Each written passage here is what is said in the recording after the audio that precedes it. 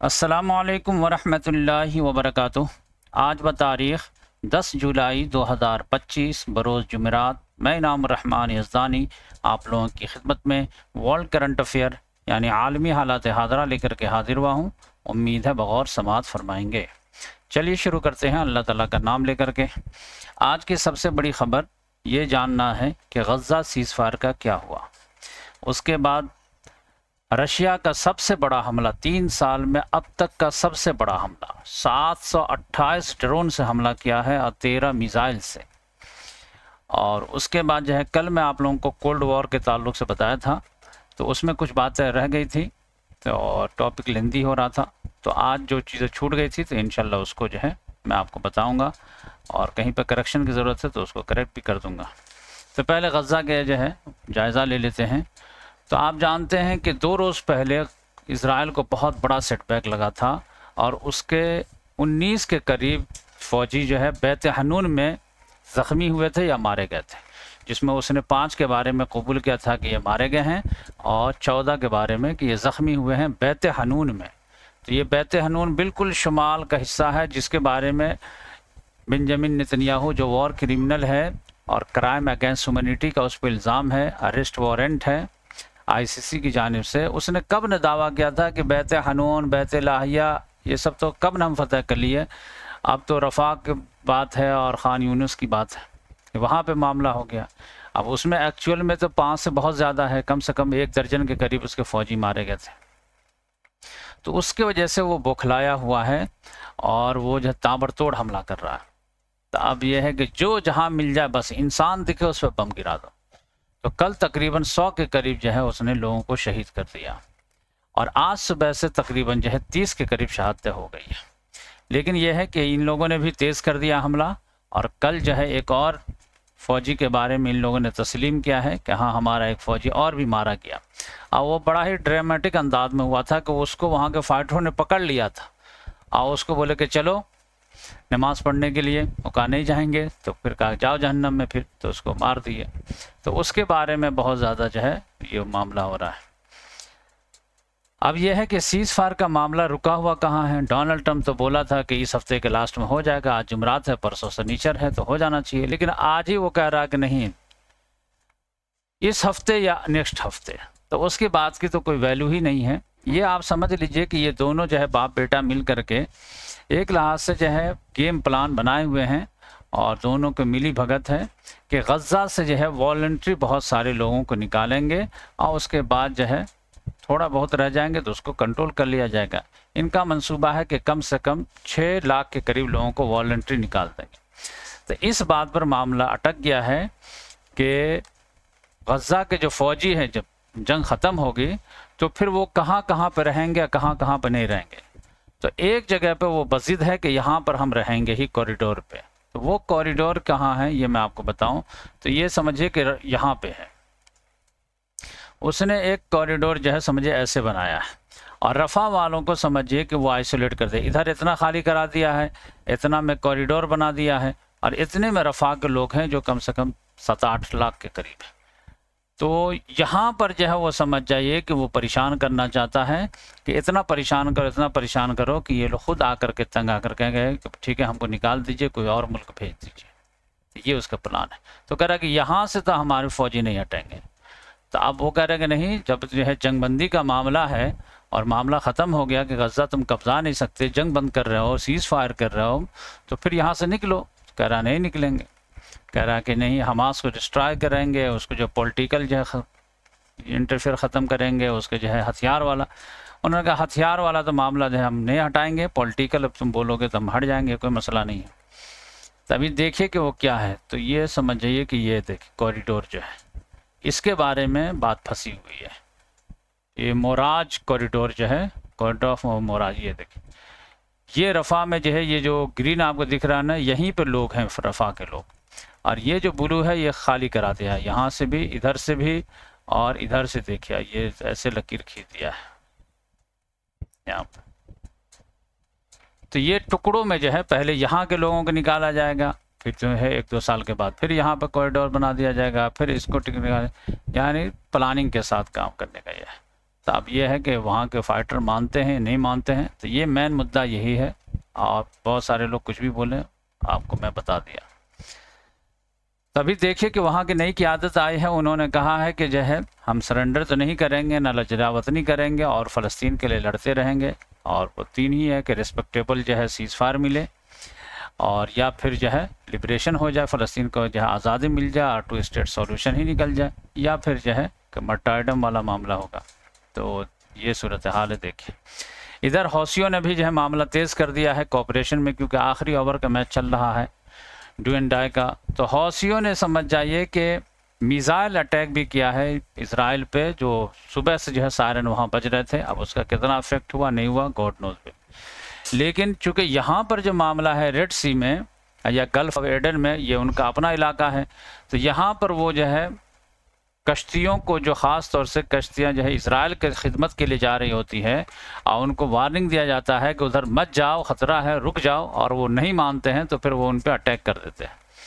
तो 2 रोज़ पहले तो एक जहाज़ के डूबने का मंजर आया था, लेकिन कल एक और जहाज़ का मामला आया कि बात नहीं मानोगे तो फिर तुम्हारा वजूद पानी में हमेशा के लिए हो जाएगा। तो ये जो है बड़ी कामयाबी उन लोगों को मिली है। अब अमेरिका तो मसालहत किए हुआ है तो आ ही नहीं सकता है। तो देखिए क्या होता है। यहाँ पर जर्मनी वगैरह मदद करने के लिए आया था, तो चाइना ने थोड़ा सा लेज़र से अटैक कर दिया था, तो उसके लिए हंगामा चल रहा। तो ये सूरत हाल है, समझ जाइए कि यहाँ पे अब बेंजामिन नेतन्याहू के ऊपर दबाव है अमेरिका से कि कोई भी सीज़फायर कैसे भी करो, लेकिन जंग को मैं रिज्यूम नहीं करने दूंगा। ये बात समझ, ये जो है अब समझिएगा डोनाल्ड ट्रंप का नाक का मसला हो जाएगा। 60 दिन के लिए अगर सीज़फायर हो भी जाए और वहाँ के फाइटर जो है 10 कैदी को रिहा भी कर दें, तो जैसे जो है जनवरी में किए थे और फिर जो मार्च में जो है फिर हमला शुरू कर दिए थे, तो वो तो नहीं हो पाएगा। अब तुमको कोई और उपाय लगाना है तो लगाओ। और नए सिरे से जंग के लिए इजराइल वाले भी तैयार नहीं है कि दोबारा जो है एक मरतबा फौजी निकाल करके फिर घुसाओगे, तो ये नहीं मानेंगे। लेकिन ये कॉरिडोर नहीं छोड़ना है, इसके लिए भी दबाव है। तो देखिए कि मामला क्या होता है। रशिया के ताल्लुक से बात की जाए तो रशिया ने कल का बहुत बड़ा हमला किया, यानी 3 साल में अब तक का सबसे बड़ा हमला है। 2022 में फरवरी के महीने में हमला करते थे, ये जुलाई 25 है, तो समझिए कि 1000 दिन से ज़्यादा हो गए हैं, लेकिन इतना बड़ा हमला नहीं हुआ था। यानी ड्रोन की तादाद के लिहाज से समझ जाइए कि 728 ड्रोन और 13 मिसाइल, और समझ जाइए कि पूरे यूक्रेन को धुआं करके रख दिया। लेकिन वो बहुत ही सिस्टमेटिक के हिसाब से जो है पहले अलार्म वगैरह करके मारता है, तो कैजुअल्टी तो उतनी नहीं हुई, लेकिन जो है वो इंफ्रास्ट्रक्चर वगैरह की तबाही बहुत ज़्यादा हुई है। और ख़ास तौर से वो अब जो है टारगेट कर रहा है इतने ड्रोन वगैरह से, ये समझे कि वेस्टर्न यूक्रेन में, कि इधर ही से जो है पोलैंड ही से हथियार वगैरह आते हैं, तो जहाँ जहाँ से हथियार वगैरह आ रहा है उसी को टक टक टक टक जो ही कर रहा है। अब ज़ेलेंस्की जो रोना धोना शुरू किया है कि हमें हथियार दो, हमें डिफेंस सिस्टम दो, हमें जो है तुम लोगों ने तनहा छोड़ दिया है। अब यूरोप वाले कहेंगे हम तो तनहा नहीं छोड़े हैं, लेकिन डोनाल्ड ट्रंप है वो बात नहीं मान रहा है। ओके, तो आज इन लोगों के समझिए कि यूक्रेन के लिए इटली की राजधानी रोम में जो है कॉन्फ्रेंस हो रही है, तो उसमें ज़ेलेंस्की गया है, खिताब भी कर रहा है, और फिर 30 ममालिक से वीडियो लिंक के ज़रिए से भी खिताब करेगा एक क्लास से। तो समझिए कि यहाँ पर जो कॉन्फ्रेंस है वो कॉन्फ्रेंस है उन लोगों की कि यूरोप के वो ममालिक जो यूक्रेन के बढ़ चढ़ के मदद करना चाहते हैं, जिसका नाम उन्होंने रखा कोलिशन ऑफ विलिंग। यानी जिनको नहीं चाहत है तो ठीक है वो दूर रहें, लेकिन जिनको चाहत है कि यूक्रेन की मदद करना है तो उनका एक अलग से कोलिशन हो। क्योंकि ये आप जो है स्लोवाकिया, हंगरी, ये सब नहीं चाहते हैं कि मदद करें, तो कहते ठीक है नहीं करें, कोलिशन ऑफ विलिंग, जिनको आना है आओ, समझे कि अपने जज्बे की तरह। तो उनकी जो है कॉन्फ्रेंस हो रही है, तो उसमें क्या निकल के आता है। और ये है कि डोनाल्ड ट्रंप जो है एक तरह से फ्रस्ट्रेट हो गया है पुतिन से, और उसमें आप देखेंगे कि 2 रोज़ पहले जो है वहाँ का जो डिफेंस मिनिस्टर है पेट हेग्जिट, उसने कहा था कि यूक्रेन के लिए हथियार जो यहाँ से रवाना किया जाता था उसको रोक दिया गया। लेकिन डोनाल्ड ट्रंप ने कहा नहीं, हथियार जाएगा, जा रहा। तो उसने कहा कि अभी तो कहा था कि रोक दिया, कि किसने कहा था। तो उसको कुछ पता नहीं है कि दुनिया में क्या चल रहा नहीं चल रहा, बस अपनी मनमर्जी बस चला जा रहा। तो वो काफ़ी फ्रस्ट्रेट हो गया पुतिन से, और उसने खुल करके बोला है कि पुतिन जो है अजीब वाहियात इंसान है। कि बोलता कुछ है करता कुछ है। जब बात करो तो इतनी मीठी मीठी बात करता है, प्यार से बात करता है, हर चीज़ में हाँ मिलाता रहता है। अब फिर जैसे बात रख दो तो फिर जो है बड़ा हमला कर देता है, इतने लोग मारे जा रहे हैं, इतने लोग ये हो रहे हैं। तो वो तो सीज़फायर के लिए तैयार ही नहीं है। ऐसा लग रहा है कि पूरा जो है एक भी शर्त को जो कंप्रोमाइज़ करने के लिए तैयार नहीं है। तब हो सकता है कि ये लोग बढ़ा चढ़ा करके अमेरिका को भी इन्वॉल्व न करा दें, क्योंकि बेंजामिन नेतन्याहू के भी अब यही ख्वाहिश हो रही है कि अब जो है इसमें जो है इसको फुल फ्लेज वॉर जो है कर दिया जाए और ईरान और रशिया को एक में कंबाइंड कर दिया जाए और फिर हमारे दोनों भाई को भी एक साथ लिया जाए, यूक्रेन और यानी ज़ेलेंस्की और पुतिन को। दोनों अदाकार ही हैं। अब फिर उसके बाद नेटो फुल्ली तौर से इन्वॉल्व हो जाए, क्योंकि रशिया भी जो है अब ब्रिक्स में जो है कहा था कि अगर ईरान को जो है इनरिच यूरेनियम की ज़रूरत होगी तो हम प्रोवाइड करने के लिए तैयार हैं। तो इस लिहाज से जो देख रहा कि अब रशिया भी करीब आ रहा है यूक्रेन ईरान का, तो एक जो है कायदे से जो है आलमी जंग की तरफ मामला चला जाए। तो देखिए कि मामला क्या होता है। ईरान के बारे में इजराइल का एक असेसमेंट ही आया है कि ईरान ने वहाँ पर जो फोर्दो उसका जो प्लांट है वहाँ से इनरिच यूरेनियम के बारे में जो बात आ रही थी कि हमला से पहले उसको कहीं और शिफ्ट कर दिया गया था। 400 किलो के करीब इनरिच यूरेनियम में है, जो 600 किलो के करीब है। कह रहा नहीं, हमारा इंटेल बता रहा कि नहीं, उसको नहीं शिफ्ट किया गया था, अब वो इंटेक्ट है। तब देखिए कि मामला क्या होता है। और इधर ये भी जो है वो लोग कबूल कर रहे हैं कि ईरान का जो हमला हुआ था उसमें जो है मिलिट्री इंस्टॉलेशन को भी टारगेट किया गया था और वो भी जो है तबाही से दो चार हुआ है। उसका असेसमेंट जारी सारी है। तो ये समझ जाइए कि ईरान और इसके ताल्लुक से जो है मैं सोचा कि आप लोगों को जो अपडेट कर देता हूँ। और डोनाल्ड ट्रंप जो है एक और टैरिफ मारा है, 50% टैरिफ कॉपर पे। पूरी दुनिया से कहीं से भी इंपोर्ट होकर के कॉपर अगर जो है अमेरिका में आएगा तो 50% टैरिफ लगे। यानी अगर कॉपर जो है 100 रुपये किलो है तो समझिए कि वो मान 50 रुपये किलो है तो वो 100 रुपये हो जाएगा, समझ। तो इस लिहाज से जो है अब उसका मकसद क्या है? मकसद यह है कि अब जो दुनिया आने वाली है तो उसमें जो है कॉपर का बहुत ज़्यादा अहमियत है। फाइटर जेट बनाना है, रडार बनाना है, या फिर इलेक्ट्रिक व्हीकल बनाना है, जो कुछ भी बनाना है उसमें कॉपर का बहुत ज़्यादा इस्तेमाल होना है। लिहाजा वो चाहता है कि कॉपर जो है उस पर हमारी मोनोपोली हो। तब आप कहेंगे कि जो है कॉपर अपने मुल्क में आने ही नहीं देगा, तो फिर जब मोनोपोली कैसे होगी? उसका मकसद यह है कि हम पूरी दुनिया में जो है चाहे कॉपर की फैक्ट्री कहीं भी हो, जर्मनी भी हो, रशिया में हो, चाइना में हो, कहीं भी हो। अब अगर कंपनी तो कोई प्राइवेट आदमी लगाता है, अब वो अमेरिका में बेचेगा तो उसको जो है डबल कीमत देनी पड़े। तो वो जो है मजबूर होकर के क्या करेगा कि अपनी कंपनी उठा करके अमेरिका में ले आएगा। अमेरिका में जो है अगर बनाओगे और बेचोगे तो टैरिफ नहीं लगेगा, और बाहर बनाओगे तो लगेगा। तो उसका ये मकसद है कि तुम लोग अपनी अपनी कंपनियां अपने अपने ममालिक से लेकर के यहाँ आ जाओ। तो इस लिहाज से वो टैरिफ लगाया है। देखिए क्या होता है। एक बड़ा डेवलपमेंट ये हो रहा है कि अज़रबैजान और आर्मीनिया में आप जानते हैं कि ये जानी दुश्मन है, जैसे इंडिया, पाकिस्तान और तुर्की और ग्रीस ये आपस में लड़ते रहते हैं, तो ये भी आपस में लड़ते रहते हैं। तो ये समझिए कि ये भी यूएसएसआर का हिस्सा थे। ये समझिए कि साउदर्न कॉकेसस रीजन कहलाता है। इसमें 3 कंट्री है, जॉर्जिया, अज़रबैजान, आर्मीनिया। तो इन दोनों की लड़ाई रहती है नागोर्नो काराबाग को लेकर के। तो 2 जंगें हो चुकी है, समझ जाइए। एक 90 की दहाई में और एक जो है 2020 में हुई थी। तो 90 की दहाई में 1992 से 94 जो हुआ था उसमें आर्मीनिया जीत गया था, अज़रबैजान हार गया था। 2020 में जो है जब हुआ तो अज़रबैजान जीत गया और आर्मीनिया हार गया। तब इसको लेकर के मामला है कि मामला को तय करो। सीज़फायर तो हो गया है लेकिन मुस्तकिल जंगबंदी होनी चाहिए। तो इसके लिए अब ये लोग जो है बैठने वाले हैं यूएई के जो है अबू धाबी में या दुबई में। तो समझिए कि इल्हाम अलियोव भी आएगा और वो समझिए कि पेशनियान या क्या नाम है वो आएगा। तो ये एक अच्छी बात है कि अगर ये दोनों का मामला तय हो जाता है। और आज एक बड़ा झमघटा लगने वाला है, समझिए कि कोलालमपुर मलेशिया की राजधानी में। वो समझिए कि आसियान के फॉरेन मिनिस्टरों की मीटिंग होने वाली है। तो वो मीटिंग चल रही है। और आसियान आप जानते हैं कि 1967 में जो है इसको बनाया गया था। 1967 में ही जो 7 डेज़ वॉर हुई थी, जिसमें जो है इजराइल ने जो बहुत ज़्यादा कब्ज़ा कर लिया था, गज़ा को भी कब्ज़ा कर लिया था, सिनाई पेनिनसुला को भी कब्ज़ा कर लिया था, वेस्ट बैंक को भी कर लिया था, गोलान हाइट्स को भी कर लिया था। अचानक हमला किया था, जैसे हम ईरान पर भी अचानक हमला हुआ था ना, वैसे हमला किया था। तो 1967 ही में जो है आसियान के जो है ऑर्गेनाइजेशन बुनियाद पड़ी थी, association of south Asian ASEAN,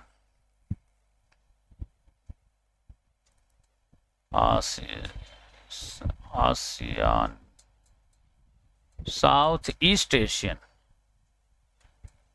nation, ASEAN समझे, कुछ और है समझिए, association of south east Asian nation. इसमें 10 ममालिक हैं, 1967 में बनाया गया था। महातिर मोहम्मद जो है इसका आर्किटेक्ट से समझ जाइए। तो उन्हीं की मीटिंग हो रही है। तो जैसे यूरोपियन यूनियन के जो है बहुत कामयाब जो है यूरोपियन यूनियन है जिसमें 27 ममालिक हैं, उसी तरह से जो है आसियान जो है ये बहुत ही कामयाब जो है ये है। और ये छोटे छोटे ममालिक होने के बावजूद काफ़ी तरक्की कर रहे हैं और डिग्निटी के साथ रहे हैं। अब इससे म्यांमार में जो तख्ता पलट हो गया है उसकी वजह से थोड़ा सा प्रॉब्लम है, वरना इनके यहाँ बहुत ज़्यादा कंसेंसस रहता है। इसी वजह से बड़े ममालिक से ये बहुत ही जो है आराम से जो है निगोसिएशन कर पाते हैं, चाहे चाइना हो या इंडिया हो या रशिया हो या फिर अमेरिका हो, क्योंकि ये जो है मुत्तहिद रहते हैं। तो ये जो है आसियान में म्यांमार है, थाईलैंड है, लाओस है, वियतनाम है, कंबोडिया है, मलेशिया है, सिंगापुर है, इंडोनेशिया है, ब्रुनाई है, फ़िलिपीन है। और ईस्ट तैमूर जो वो भी कह रहा हमको भी ले ले, लेकिन वो ऑब्जर्वर के तौर पर है। तो इस बार जो है समझिए कि प्रेसिडेंसी जो है वो मलेशिया के पास है।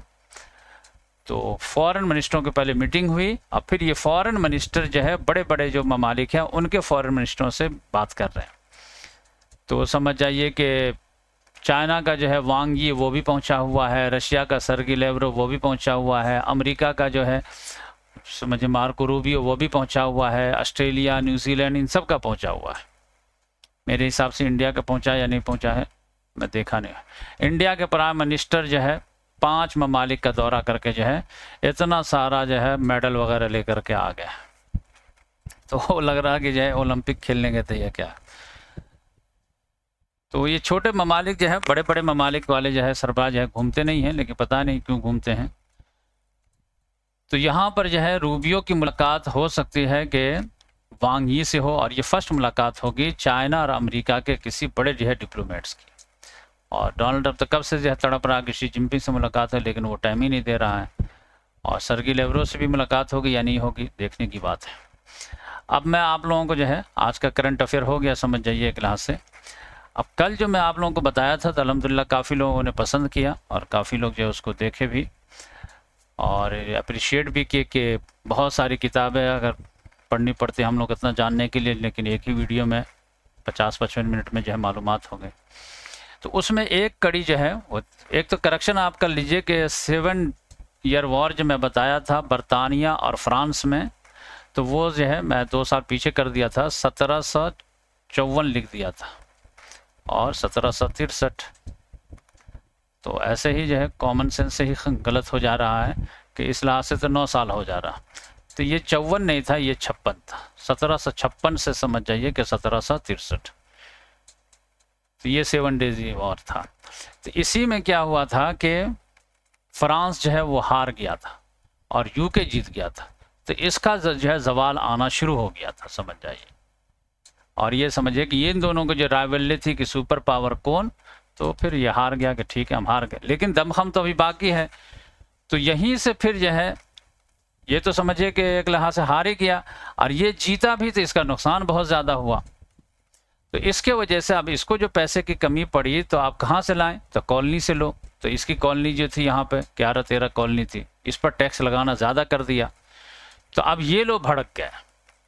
तो अब ये लोग कहेगा अब आज़ादी ही चाहिए। तो ये समझ जाइए कि अमेरिका वाले जो है 20 साल तक जो आज़ादी की जंग लड़े हैं, 1763 से लेकर के 1783 तक जो मैं बताया था। और इसमें जो है मतलब हिट होते होते समझिए कि 1776 में इन लोगों ने आज़ादी का ऐलान ही कर दिया 4 जुलाई को। और उसके बाद जो है बरतानिया ने जो तस्लीम किया है वो 1783 में। तो कुछ लोग ये इसको मानते हैं जब उन्होंने ऐलान किया, लेकिन कुछ लोग मानते हैं कि नहीं जब मिला प्रैक्टिकल तब है। तो इसमें क्या हुआ कि ये जो 20 साल की जो जंग चली है इसमें एक तरफ जो यही बरतानिया ही वाले थे, लेकिन यहाँ आके कॉलोनी बना लिए थे। अब ये कह रहे थे कि नहीं अब हम लोग अलग हैं, बरतानिया अलग है, तो हम लोग अलग मुल्क बनाएंगे। यही मामला जो साउथ अफ्रीका में भी था। तो अब यह है कि अमेरिका वालों को फ्रांस मदद कर रहा था कि हम तो डूबे हैं सनम, तुमको भी ले डूबेंगे, तुमने हमको हराया पूरी दुनिया के जंग में, अब मैं तुमको अमेरिका की जंग में हरा दूंगा। लिहाजा फ्रांस जो है ना होने के बावजूद भर भर के मदद किया अमेरिका को, खूब फाइनेंस किया, यहाँ तक के बरतानिया को हरा दिया।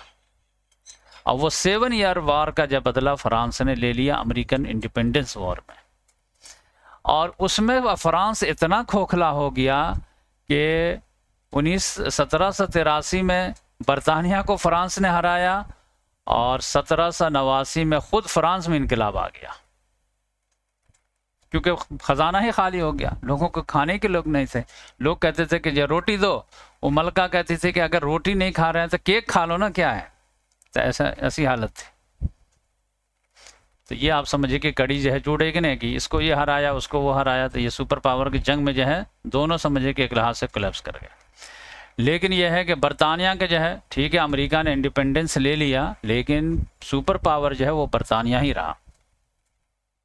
उसके बाद जो है बीच में जो है मैं बताया था कि जर्मनी जो है, यूनिफिकेशन ऑफ जर्मनी का मामला आ गया, और फिर इटली का मामला आ गया। ये समझिए कि 1871 में दोनों के जो है समझ जाइए कि कंप्लीट हुआ है यूनिफिकेशन, जर्मनी और इटली का। और उसमें जर्मनी रेस जो है ना, जर्मन रेस वो बहुत एग्रेसिव था। तो ये मैं आप लोगों को बताऊं कि 1848 में इन लोगों की एक जंग हुई थी। 1848 से लेकर के 1914 तक तकरीबन जो है कितने साल हो जाते हैं, ये 52 और 4 56, 66 साल। 66 साल में समझिए कि इससे बड़ा कोई वाकया नहीं हुआ था जितना बड़ा वाकया जो है यूनिफिकेशन ऑफ जर्मनी और यूनिफिकेशन ऑफ इटली। ये तो 300 स्टेट्स में जो डिवाइड थे, जैसे हम खुद इंडिया जो है 500 से ज़्यादा स्टेट्स में डिवाइड था, इसी तरह से जो जर्मनी भी डिवाइड था और इटली भी डिवाइड था। अब ये दोनों का जब यूनिफिकेशन हुआ है तो फिर जो है एग्रेसिवली आगे बढ़ा, लेकिन ये first world war second world war में हार गया, तो मामला ही ख़त्म हो गया। वरना तो ये अगर जीत जाते तो पूरी दुनिया को ही कॉलोनी बना देते। अब जीत वाले में आप देखेंगे कि कौन कौन है। तो एक तो ये है कि आप समझिए कि 2 ही पावर ने 3 पावर उभर रही थी। अब तीनों पावर अगर जो है ये लोग जीत जाते तो फिर दुनिया में आतंक मचा देते समझिए। ये जर्मनी, इटली और जापान। जापान के आज मैं थोड़ा सा आप लोगों को बताऊंगा, तो ये समझिए पूरी दुनिया को जो है ऐसा लग रहा था कि कॉलोनाइज कर लें। ये 3 पावर थे, लेकिन जब जो है तीनों हार गए, मुसोलिनी को तो ऐसे ही मार दिया गया, हिटलर तो खुद सुसाइड कर लिया, जापान पे तो बम ही गिरा दिया गया, मामला ख़त्म हो गया। लेकिन अब इसमें जो है 4 लोग जो है जीत वाले थे, बड़े बड़े एलाइड पावर। उसमें एक अमेरिका था, एक जो है बरतानिया था, एक फ्रांस था और एक जो है यूएसएसआर था। और चाइना तो समझिए कि अभी खाना जंग ही लड़ा था। तो अब यह है कि ये चारों में बड़ा कौन है, इसके लिए लड़ाई शुरू हो गई। तो बरतानिया कह रहा था मैं तो सुपर पावर हूँ ही पहले ही से, 7 ईयर वॉर में जब मैं फ्रांस घर आया था तभी से ये हूँ। इसी वजह से आप देखेंगे कि जो जर्मनी का जो बंटवारा हुआ है तो उसमें 4 टुकड़े किए गए हैं। ये आप समझ रहे हैं, 4 टुकड़े किए गए हैं, और ये समझ जाइए ऐसे टुकड़े करके जो है एक टुकड़ा जो है बरतानिया को दिया गया, एक फ्रांस को, एक अमेरिका को, एक यूएसएसआर को। यूएसएसआर का ज़्यादा नुकसान हुआ था, इधर फैक्ट्री वगैरह नहीं थी तो इधर ज़्यादा उसको दिया गया। ये 4 टुकड़े। तब इसमें यह है कि मैं आज आपको बताना चाह रहा हूँ कि मतलब यह है कि अलामती तौर पर अमेरिका सुपर पावर कब बना और बरतानिया जो है अपने आप को पीछे कब लिया। तो ये मामला हुआ था कोल्ड वॉर में, समझ जाइए। ये चारों में से जो है सुपर पावर जो था वो बरतानिया था। बरतानिया जो है पीछे हट गया है, और कब हटा है आप जानते हैं, 1956 में। ये मैं आपको सर बताना था। इसके बाद जो है इसमें 2 विनर आएंगे, एक यूएसए और ये यूएसएसआर। ये कब हुआ मामला, और उसने सरेंडर कर दिया बरतानिया का, अब मैं I am no super power. अब मैं तुम्हारे हिसाब से चलूँगा, बोलो, तुम्हारे साथ रहूँगा, हमको थोड़ा सा स्पेशल प्रिविलेज देना, क्योंकि मैं लीडर हूँ, सुपर पावर रहा हूँ, तो तुम्हारे साथ हाँ में हाँ मिलाऊंगा।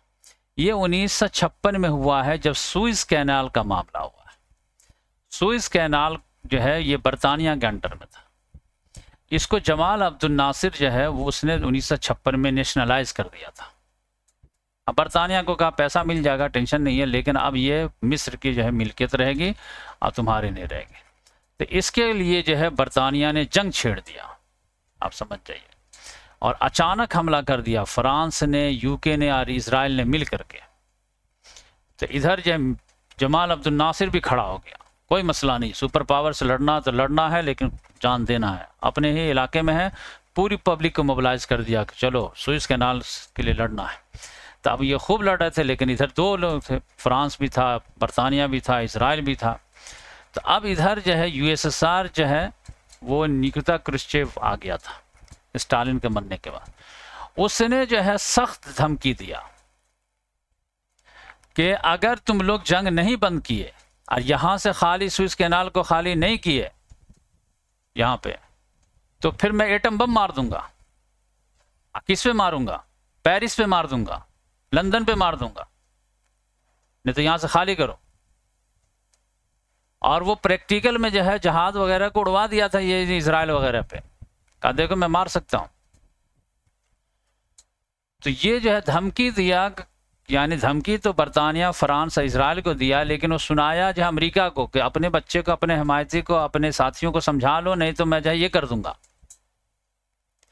तो फिर जो है अमेरिका को लगा कि मामला बैड टू वर्स ना हो जाए, और ये लोग फिर भी नहीं मान रहे थे। तो फिर अमेरिका ने इन दोनों पे, तीनों पे दबाव डाला। इसने दबाव डाला ही कि मैं अब कूद जाऊंगा बीच में, तो तुमको भी आना पड़ेगा, तो मामला बैड टू वर्स हो जाएगा। फिर अमेरिका ने भी जब दबाव डाला तब ये लोग पीछे हटे। तो अब यह है कि ये तीनों जो है पीछे हटे हैं और सुइज कैनाल को छोड़े हैं, जंग हार तस्लीम किए हैं। तो अब ये किसके वजह से हुआ?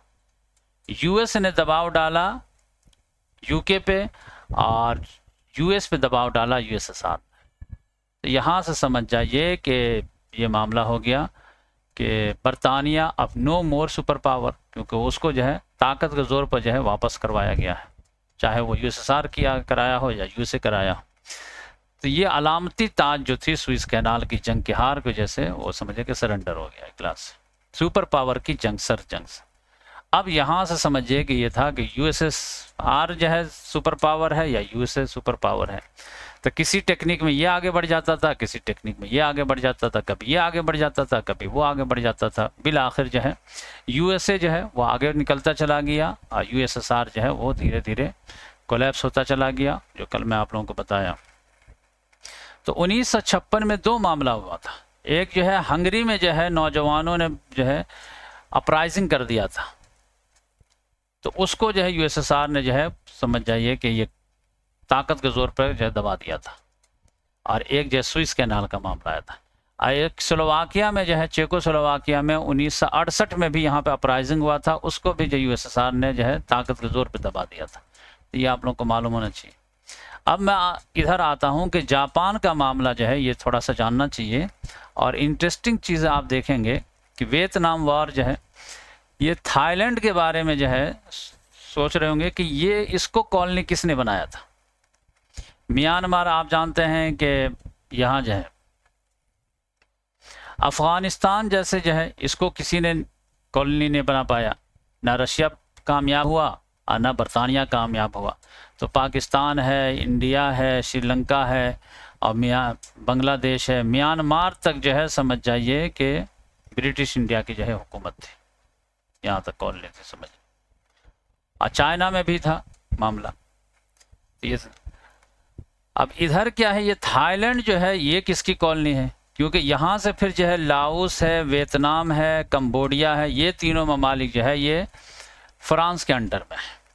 अब फिलीपीन जो है ये समझ जाइए कि 300 साल तक तो समझिए कि स्पेन के जो है कॉलोनी, और उसके बाद जो है अमेरिका के अंडर में कॉलोनी बन गया था। ये 1898 में अमेरिका और फ्रांस की जंग हुई है, तो जिसमें जो है फ्रांस ने फिलीपीन को छोड़ दिया और अमेरिका को दे दिया, क्यूबा में से भी हट गया और से भी हट गया, लेकिन अमेरिका जगह फिलीपीन में हम रहेंगे, यहाँ पर नहीं हटेंगे। फिर वो समझे कि 1946 में इसको आज़ादी दिया है। तो ये समझे कि ये जो है इंडो चाइना कहलाता था। तो लाओस, कंबोडिया, वियतनाम और थाईलैंड जो है ये बफर जोन था, इसको किसी ने कब्जा नहीं किया। मज़े की बात यह है कि आप देखेंगे, और इधर जो है आप देखेंगे कि 5 कंट्री में मैं बता दिया कि एक में तो म्यांमार में जो है बरतानिया का था, और 3 में जो है फ्रांस का था, और चाइना में तो सबका था, समझ जाइए। और एक जो है थाईलैंड में किसी का नहीं था। फिर मलेशिया में देखेंगे, मलेशिया हो, सिंगापुर हो, ब्रुनई हो, इस समय जो है बरतानिया का था। और इंडोनेशिया पे पूरे पे जो है ये नीदरलैंड की हुकूमत थी, डच की, 250 साल तक इसकी हुकूमत थी। तो ये नीदरलैंड, ये थाईलैंड में किसकी हुकूमत थी? तो ये समझिए कि जैसे अफ़गानिस्तान वो उस पर किसी की हुकूमत नहीं थी, किसी की कॉलोनी नहीं, वैसे थाईलैंड भी नहीं। अब ये कैसे वो समझ जाइए कि अफ़गानिस्तान तो समझिए कि बहुत पावरफुल लड़ाकू लोग हैं, तो लड़ करके जो है 3 एंग्लो वॉर लड़े हैं, उसके बाद जो है वो कहे कि हम पे हुकूमत हो ही नहीं सकता। तो वो तो समझिए कि बरतानिया को भी हराए हैं, यूएसएसआर को भी हराए हैं, और यूएसए को भी हराए हैं। थाईलैंड के भी क्या लड़ने वाले हैं? तो नहीं, ये डिप्लोमेसी से हरा दिए। वो मामला क्या था कि इधर जो है म्यांमार तक जो है ब्रिटिश इंडिया की जो है हुकूमत थी, और इधर जो है लाओस और कंबोडिया तक जो है इंडो चाइना में जो है फ्रांस की हुकूमत थी। तो ये जो है थाईलैंड जो है ये बफर जोन का काम करता था कि बरतानिया और फ्रांस आपस में न भिड़ जाए। तो ये चलो, तो ये जो है इसको भी खुश रखता था, इसको भी खुश रखता था, इसके वजह से ये बच गया। तब यहाँ पर जो है म्यांमार के बारे में जो है थोड़ा सा मैं आप लोगों को, ये वियतनाम वॉर के बारे में आप जान लीजिए कि ये जो है अमेरिका की जो है पॉलिसी ये बन गई थी कि एक गलती हो गई कि चाइना में जो है नेशनलिस्ट और कम्युनिस्ट की जो है सिविल वॉर चल रही थी, खासतौर से सेकेंड वर्ल्ड वॉर ख़त्म होने के बाद 1945 से लेकर के 1949 तक 4 साल में जो है कम्युनिस्ट वाले जीत गया, नेशनलिस्ट वाले जो है दुम दबा के भाग गए और ताइवान में जाके अटक गए। तो माओ ज़ेडुंग जीत गया। तो ये जो है अमेरिका को बहुत ख़राब लगा कि ये तो समझे कि डोमिनो इफेक्ट वाला मामला आ जाएगा कि एक एक बढ़ता ही चला जाएगा। तो अब यहाँ पर जो है ट्रूमैन आ गया था। तो ट्रूमैन डॉक्ट्रिन आ गया था कि अब किसी भी मुल्क में जो है समझिए कि कम्युनिस्टों की हुकूमत नहीं आने देंगे। तो वियतनाम में जो है, और इसमें जो है थोड़ा सा मैच ड्रॉ हो गया था कोरिया में। तो कोरिया में जो है उसका डॉक्ट्रिन क्या था कि एक भी मुल्क में अब जो है कम्युनिस्टों की हुकूमत नहीं आने देंगे। लेकिन कोरिया में क्या हुआ, 3 साल की जंग चली 1950 से लेकर के 1953 तक। तो उसमें आधा कोरिया जो है, नॉर्थ कोरिया जो है कम्युनिस्टों की हुकूमत में चला गया, साउथ कोरिया जो है वो अमेरिका के अंडर में आ गया। आधा तो चला ही गया, एक मुल्क तो चला ही गया। तो वियतनाम वॉर में चाहता था कि ना जाए, इसके वजह से ये मामला हो गया। तो इसके बारे में मैं थोड़ा आपको जापान की जो है क्रूअल्टी आपको थोड़ा सा बताता हूँ। बहुत जालिम इंसान बादशाह जो था, इसकी जो एम्पायर जो तरक्की हुई है वो समझिए कि 1868 से यहाँ से ये तरक्की करना शुरू हुआ है। और इसने अपना पूरा फार्मूला जो है वेस्ट से ले लिया। वेस्ट वाले जैसे तरक्की कर रहे हैं, जैसे फौजी वगैरह जो डेवलप कर रहे हैं, वैसे हम करेंगे, उसी रास्ते पे चल गए। जैसे आज भी वो G7 में है तो उसी रास्ते पे है। तो इस वजह से तरक्की कर गया। उसके बाद जो है समझिए कि तरक्की जब कर गया है तब आप फैलना शुरू हुआ। तो समझ जाइए कि 1894 1894 से 95 ये समझिए कि कोरिया पर थोड़ा सा अटैक किया और यहाँ पर जो है अपने कब्जे में ले लिया। यहाँ की रानी जो है वो ज़ार रूस के पास भाग गई। तो अपने कंट्रोल में रखा लेकिन पूरा कब्जा नहीं किया। लेकिन उसके बाद मामला क्या हुआ कि उसके रानी को जो उसने पनाह दे दिया तो जापान वाले जो है थोड़ा नाराज़ हो गए कि क्यों पनाह दिए। तो इसके बाद समझ जाइए कि रशिया से और जापान की लड़ाई हो गई। ज़ार रूस कितना बड़ा मुल्क है, और उसकी लड़ाई जापान से हो गई 1905 में। 1904 से लेकर के 5 1904-5 समझिए। और इसका रिजल्ट क्या निकला मालूम है? जापान ने ज़ार रूस को हरा दिया। यानी इस जंग का तो इतना बड़ा गलगला हुआ कि आप अंदाज़ा नहीं कर सकते कि फर्स्ट मर्तबा एशियन किसी कंट्री ने यूरोपियन कंट्री को हरा दिया, वो भी छोटू सा। जापान कितना सा है, और उसने रशिया को हरा दिया, ज़ार रूस को। वो काफ़ी जो दिलचस्प मामला है। इसके वजह से पूरे एशिया वाले खुश हुए। कुछ भी है, जापान अभी तो उसका मतलब भयानक चेहरा तो सामने आया नहीं था, बस ये कि एशिया वाले जीत गए, कोई मसला नहीं है। तो उस लिहाज से खूब खुशी मनाए, और पूरे एशिया वाले, अफ्रीका वाले, ये सब जो है कॉलोनियल पावर से सताए हुए थे ही, पहला धक्का लगा है तो बहुत खुशी मनाए। उसके बाद समझ जाइए कि जापान असल रंग दिखाना शुरू किया है 1910 से। 1910 से जो है फिर कोरिया पर हमला कर दिया और उसको कब्जा ही कर लिया था। तो 1910 से लेकर के समझिए कि 1945 तक इसका तांडव चलाया था। तो समझ जाइए कि यहाँ पर जो है फौजी बगावत भी हो गई, अब डिक्टेटरशिप आ गया समझिए कि 1933 में। और उसके बाद जो उसने जो आतंक मचाया है, तो 1937 में जंग अजीम शुरू होने से पहले ही 1937 में उसने चाइना पे हमला कर दिया, मंचूरिया वगैरह पे हमला कर दिया, सब पे हमला कर रहा था। फिर जब दूसरी जंग अजीम जैसे शुरू हुई है, तो इन तीनों दोस्त ने मिल करके जो है कहा कि तुम इधर गेम करो, हम इधर गेम करते हैं। तो इधर तो समझे कि हिटलर और मसूलिनी इधर था, लेकिन पैसिफिक का जो है बादशाह बन गया समझे कि जापान। और उसने फिर आप जानते हैं कि जो है कब्ज़ा करना शुरू किया। तो फिर जापान से साउथ कोरिया पे, मंचूरिया पे, चाइना पे, फिर जो है म्यांमार पे भी कब्ज़ा कर लिया, फिर वियतनाम पे भी कब्ज़ा कर लिया, फिर भी थाईलैंड पे कब्ज़ा नहीं किया, फिर इवन के मलेशिया पे कब्ज़ा कर लिया, इंडोनेशिया पे कब्ज़ा कर लिया, फिलीपीन पे कर लिया, पपुआ न्यू गिनी पे, इधर सब पे, सब यहाँ छोटे छोटे आइलैंड वगैरह सब पे कब्ज़ा कर लिया। म्यांमार पे कब्ज़ा किए थे, तभी तो आप जानते हैं ना सुभाष चंद्र बोस जो है वो एग्जाइल गवर्नमेंट जो बनाए थे, तो यहीं बनाए थे ना, क्योंकि पहले तो उनकी कोशिश थी कि यहाँ से हो, यूएसएसआर वाले मदद करें। वो यहाँ से अफ़गानिस्तान गए थे और यूएसएसआर गए थे, इसने मदद नहीं किया, क्योंकि जब दूसरी जंग अजीम शुरू हो गई तो ये जर्मनी के पास गया, और जर्मनी में जो है वो समझिए कि हिटलर ने जो है यूएसएसआर पे हमला कर दिया, तो कहा अब हम मदद नहीं करेंगे। तो फिर ये बेचारे जो है कहाँ से कैसे जो है करके ये म्यांमार आए थे। तो ये जापान ने ही जो है इनको दिया और कहा कि यहाँ पर गवर्नमेंट बना लेते, यहाँ से मामला लॉन्च हुआ था। तो ये समझिए कि 1942 में जो है ये 41-42 से मामला शुरू हुआ, और ये पूरा साउथ ईस्ट एशिया को जो है जापान ने अपने कब्जे में ले लिया था।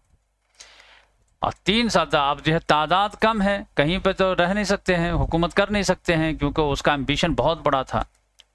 वो तो समझिए कि इंडिया वगैरह को भी लपेट में ले लेता, तो बस वहीं पर अपनी अपनी गवर्नमेंट बना देता था, लेकिन कहता था हमारे कंट्रोल में रहो। लेकिन मामला इधर से बैक टू वर्स हो गया, इधर हिटलर हार गया, मसूलिनी ने हार गया, और जापान भी सरेंडर नहीं कर रहा था, वो तो बहुत पावरफुल था।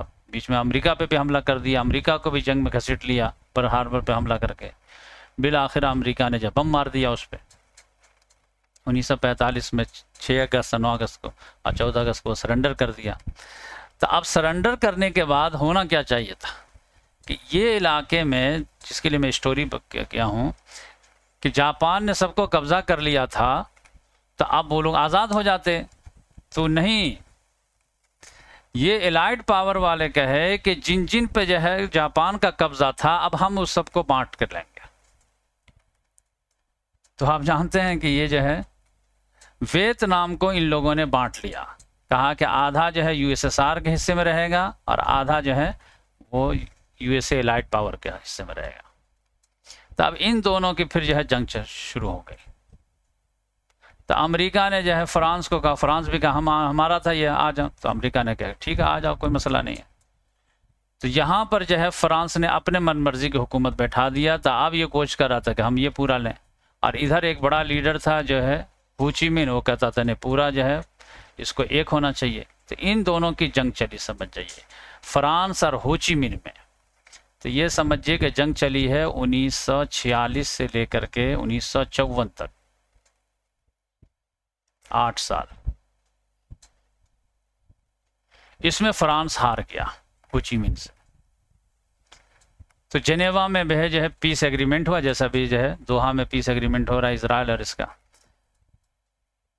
तो उसने कहा कि ठीक है हम आज़ादी देते हैं और आप लोग जो है 2 हिस्सों में बांट दीजिए इसको, और फिर 2 साल बाद इलेक्शन करा लीजिए, अब पब्लिक जैसा जो है वोट दे उसके हिसाब से आप लोग बना कर लीजिएगा, एक हो जाइएगा। तो इसी में मामला क्या हुआ कि लाओस जो है वो 1953 में आज़ाद हो गया। कहा कि हम वियतनाम में नहीं रहेंगे, हम अलग रहेंगे। कहा ठीक है भाई तुमको आज़ादी मिल जाए। तो कंबोडिया ने कहा हम भी जो है हमको भी आज़ादी चाहिए। कहा कि ठीक है 1954 में वो भी आज़ाद हो गया। अब मामला सिर्फ वियतनाम का भी रह गया। वियतनाम जो है नॉर्थ एंड साउथ का मामला रह गया। तो अब यह है कि जब फ्रांस निकल गया, मुआहदा हो गया है, तो 2 साल के बाद इलेक्शन होकर के मामला ख़त्म हो जाए। लेकिन वही डॉक्ट्रिन वाला मामला आ गया अमेरिका का कि नहीं यहाँ पर बहुत मजबूत लीडर है हो ची मिन, और अगर हम इन लोगों के इलेक्शन होने दें और आराम करने दें तो फिर जो पूरा स्वीप कर देगा। और इधर इन लोगों के जो है हमारा तो फ्रांस जो है थक हार गया है, लेकिन इधर यूएसएसआर जो है और चाइना इनकी मदद कर रहा है, लिहाजा पूरा वियतनाम जो है इन लोगों के अंडर में चला जाएगा, लिहाजा मैं ये नहीं होने दूंगा। तो अगर फ्रांस नहीं लड़ता तो मैं लड़ूंगा। अब तक जब तक फ्रांस वाले लड़ रहे थे तो ये लोग जैसे एडवाइज़र भेजते थे, और आप कहा नहीं हम खुद लड़ेंगे, तुम जा रहे हो ना तो ठीक है हम लड़ते हैं।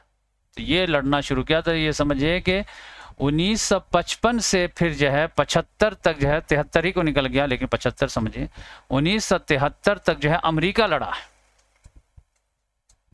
तो अमेरिका भी क्या है कि 1955 से लेकर के 1965 तक यानी 10 साल जो है ये सिर्फ जो है यहाँ पर जो कठपुतली हुकूमत बैठाए हुए था उसको जो है एडवाइजरी वगैरह दे रहा था, और अपने अपने जो है कमांडर वगैरह को भेज रहा था कि जाकर उन लोगों को ट्रेनिंग दो, हथियार दो, ये सारी चीज़ें। बराह रास्त फ़ौज नहीं उतारा था। लेकिन 1965 के बाद उसने बराह रास्त फ़ौज उतार दिया। और 1967 में तो समझ जाइए कि अमेरिका ने कितनी फ़ौज उतार दिया मालूम है? 5 लाख के करीब। इतना बम गिराया कि जितना पूरे जो है सेकंड वर्ल्ड वॉर में नहीं बम गिरा था। लेकिन हो ची मिन हार नहीं माना। बात समझ में आई? तो ये समझिए कि ये वियतनाम वाले जो है वो अजीब व गरीब किस्म के लोग हैं। यानी इसको पहले कॉलोनी बनाया था, समझ जाइए कि 1968 में, 1868 में ही समझ जाइए, 1868 से लेकर के बल्कि 60 से लेकर के 1800, बल्कि एग्जैक्ट में बताऊं तो 1858 से लेकर के 1898 तक ये समझिए कि फ्रांस कब्जा करते करते यहाँ पर मुकम्मल कब्जा कर लिया था 30 साल में। 98 से लेकर के फिर जो है 1942 तक जो है समझ जाइए 40-42 तक जो है फ्रांस का कब्जा था। लेकिन हो ची मिन जो है वो स्ट्रगल शुरू कर दिया था 1927-28 में पार्टी बना करके। अब वो कभी पेरिस में रहता था, कभी यूएसएसआर जाता था, कभी चाइना में आता था, तो उससे लड़ाई किया फ्रांस से। फिर जापानी लोग कब्जा कर लिए तो जापानी लोग से भी लड़े, फिर जो है जापानी लोग हार गए तो फिर फ्रांस वाले आ गए, फिर उनसे लड़े, फिर उसके बाद अमेरिका का मैं लड़ूंगा, तो उससे भी 20 साल लड़े। अमेरिका भी 73 में हार मान गया, कहा कि भाई हम हाथ जोड़ते हैं, हमको जाने दो। तो कहा ठीक है जाओ। उसके बाद भी यहाँ पर जो उसके एजेंट लोग थे साउथ में, वो कहा नहीं यहाँ पे भी हम लड़ेंगे, तो 2 साल वो भी लड़े। फिर जाकर के 75 में जाकर के वो लोग जो है सरेंडर किए साउथ वाले, और 76 में जाकर के इन लोगों का समझिए यूनिफिकेशन ऑफ वियतनाम हुआ है। तो ये हो ची मिन जो साहब थे, जो बहुत अजीम लीडर थे, समझ जाइए ये 1969 में ही समझिए कि 6 साल पहले ही उनका इंतकाल हो गया था। ये बहुत ही पॉपुलर लीडर हैं वियतनाम में, समझ जाइए। हमारे इंडिया में जैसे जो है गांधी जी हैं, वैसे हो ची मिन। तो ये गांधी जी को हम मैं जो है बहुत ज़्यादा जो है इस लिहाज से लीडर के लिहाज से लायक नहीं करता हूँ, ये आप समझ लीजिए। गांधी जी तो हज़ारों लोगों को मरवा दिए। लीडर चाहिए था तो ऐसे चाहिए था, हो ची मिन टाइप का।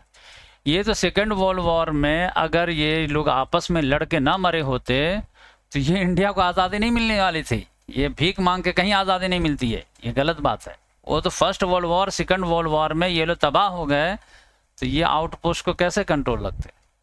और मैं जानता हूँ, मैं आपको बताना चाह रहा हूँ कि सेकेंड वर्ल्ड वॉर में यहाँ से जो है बंगाल में जो चर्चिल ने जो यहाँ पर लोगों को भूखा मारा है, तकरीबन 30-40 लाख लोगों को, पूरा अनाज ही उठा करके ले गया। कहा कि नहीं हमारे फौजियों को ज़रूरत है, यहाँ दो। अरे यहाँ के लोग क्या खाएंगे, मरने दो। 30-40 लाख 3-4 मिलियन लोग मर गए सेकेंड वर्ल्ड वॉर, और इंडिया वाले कोऑपरेट कर रहे थे उनको। तो अब आप बताइए कि अगर ये लोग जो है 3-4 लाख, ये 30-40 लाख लोग जो है यहाँ पे भूख से मर गए हैं, उसमें से अगर जो है 10 लाख लोग भी अगर हथियार उठा लिए होते सेकेंड वर्ल्ड वॉर में, तो 5 लाख शहादत में जो है इंडिया को आज़ादी मिल जाती कि नहीं मिल जाती। तो आप बताइए कि गांधी जी का फॉर्मूला सही था या हो ची मिन का फॉर्मूला सही था। वियतनाम वॉर में ये तीनों से लड़ने में वियतनाम में मुश्किल से आप जानते हैं कि कितने जो है 20 लाख लोग मारे गए। यहाँ तो 40 लाख जो है ऐसे जो भूख से मार दिया चर्चिल ने। ये हिस्ट्री मालूम ही नहीं किसी को। मैं तो इंडिया की हिस्ट्री पढ़ाऊंगा तो बताऊंगा आप लोगों को। तो ये मामला है। ये इंडोनेशिया वगैरह में जो वलंदीजियों ने 30-40 लाख लोगों को ऐसे उड़ा दिया। तो ये आप समझ जाइए। तो ये मलेशिया जो था ये बरतानिया के अंडर में था, और ये इंडोनेशिया जो था ये इंडोनेशिया में भी जो है जापान की हुकूमत थी, और मलेशिया में भी। तो जापान जब हार गया तो ये लोग हम लोग आज़ाद। आप समझे ना कि 14 अगस्त को जापान ने हथियार डाला है, और 17 अगस्त को जो है सुकार्नो साहब, डॉक्टर सुकार्नो ने जो है आज़ादी का ऐलान कर दिया है। लेकिन ये लोग क्या नहीं नहीं ऐसा कैसे होगा, वलंदीजी आके खरामा नहीं हमारी पुरानी कॉलोनी है, तुम लोग कैसे आज़ादी हो जाओगे। अरे जापान चला गया, तुम पहले चले गए तो तुमको वो खदेड़ा, उसको जो है अमेरिका ने खदेड़ दिया, अब हम लोग आज़ाद नहीं। तो ये समझ जाइए कि 1946 से फिर जंग शुरू हुई इन लोगों की, और फिर 49 में जाकर के फिर यह डच लोग जो है भागे यहाँ से। इसी तरह बरतानिया फिर मलेशिया में आ गया कि हम भी रहेंगे, नहीं ये जो है समझिए कि फिर जमा लिया। तो 1957 में फिर इन लोगों को आज़ादी मिली। बात समझ में आई। और फिर जो है इन लोगों का एक हो गया था 1963 में, जो है वो मलेशिया सिंगापुर एक ही था। लेकिन जो है 2 साल के बाद जब सिंगापुर ने कहा 1965 में कि मैं अलग रहूँगा और मलेशिया से अलग हो जाऊँगा, तो सिंगापुर अलग हो गया और मलेशिया अलग होगा। क्यों हुआ वो कभी अलग बात बताएंगे इंशाल्लाह। तो ये मैं सोचा कि इधर के बारे में लोगों को बहुत कम मालूम रहता है, तो थोड़ा सा मैं आप लोगों को बता दूँ। और आप लोगों के लिए ये है कि मेरी अम्मी की तबीयत जो है बहुत स्लो बहाल हो रही है। तो अब ये है कि इंशाल्लाह 2-3 रोज़ में छुट्टी मिल जाएगी, लेकिन उनको खून की ज़रूरत है और खून मिल नहीं रहा, तो लग रहा कि मुझे जाना पड़ेगा। तो कल जो है इंशाल्लाह मैं निकलूँगा घर के लिए। तो 1 हफ़्ता हो सकता है कि छुट्टी रहे। तो और मैं थोड़ा सा अभी सीख लिया हूँ स्क्रीन रिकॉर्डिंग, तो अगर अहम ख़बरें रहेंगी तो मैं जो है ग्रुप में शेयर कर दिया करूँगा, और यूट्यूब पे होगा तो अपलोड करूँगा, नहीं तो अहम ख़बरें जो है व्हाट्सएप ग्रुप में डाल दिया करूँगा, या स्क्रीन रिकॉर्डिंग करके जो है आप लोगों को डाल दूँगा। लेकिन यह है कि वहाँ मैं ज़्यादा अलग काम में बिज़ी रहूँगा, तो वीडियो आ भी सकती है, नहीं भी आ सकती है। तो एक तो ये इत्तला देनी थी कि 1 हफ़्ता के लिए जो है क्लास बंद रहेगा। और दूसरे नंबर पर जो है मेरी दरख्वास्त ये है कि आप लोग जो है ये चैनल मेरा जो है इसको आप लोग जो है सब्सक्राइब कर लीजिए, इसको भी कर लीजिए। और ये मल्टी लैंग्वेज वाले जो चैनल है स्विच अकाउंट,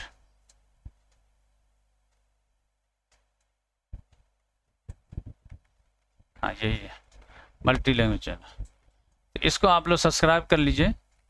ये देखिए कल मैं इस पर अपलोड कर दिया था,